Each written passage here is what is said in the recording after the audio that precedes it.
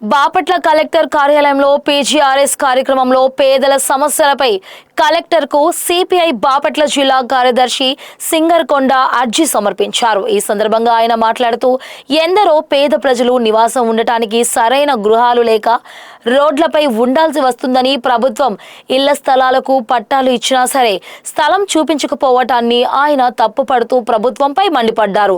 పేద ప్రజలపై ప్రభుత్వం జాలి చూపి వెంటనే వారికి ఉండటానికి స్థలాలు కేటాయించి గృహాలు నిర్మించాలని కలెక్టర్కి అర్జీ సమర్పించామని మీడియాకు తెలియజేశారు. కలెక్టర్ సానుకూలంగా స్పందించి వెంటనే సమస్యను పరిష్కరిస్తామని హామీ ఇచ్చినట్లు తెలిపారు. సింగరకొండ, నేను సిపిఐ బాపట్ల జిల్లా కార్యదర్శిగా పనిచేస్తూ ఉన్నాను. ఈరోజు బాపట్ల జిల్లా కలెక్టర్ ఆఫీస్ దగ్గరికి అనేక మంది ఇళ్ల స్థలాల సమస్యల మీద రావటం జరుగుతూ ఉంది. ఎన్ని లక్షల ఇళ్ల స్థలాలు ఇచ్చినా ఇంకా ఇళ్ల స్థలాల కోసం అర్జీలు పెట్టుకునే పరిస్థితి ఈరోజు మనం చూస్తూ ఉన్నాం. ఈరోజు చీరాల ప్రాంతం నుంచి ఈమె అర్జీ పెట్టుకోవడం, కలెక్టర్ గారికి అర్జీ పెట్టుకోవడం కోసం వచ్చింది. అనేక దఫాలుగా సచివాలయాల్లో, ఎంఆర్ఓ కార్యాలయం వద్ద, ఆర్డీఓల దగ్గర, కలెక్టర్ల దగ్గర అనేక దఫాలుగా అర్జీలు ఇచ్చినా కానీ సరైన న్యాయం చేసే పరిస్థితి లేదు. ఉన్న వాళ్ళకే, ఇచ్చిన వాళ్ళకే మళ్ళీ ఇస్తూ ఉన్నారు.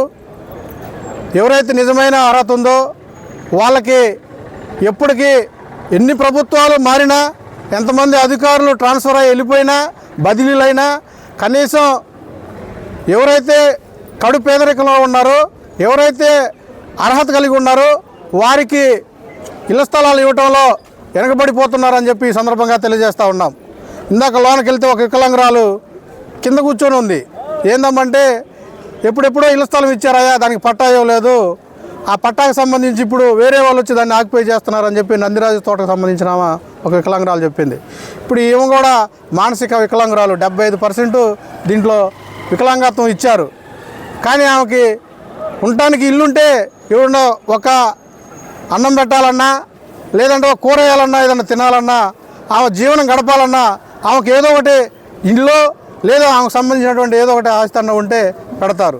ఏమి లేకపోతే ఎవరు కూడా ఈరోజు సొంత కన్న కొడుకులు, పిల్లలు కూడా చూడలేని పరిస్థితి ఉన్నది.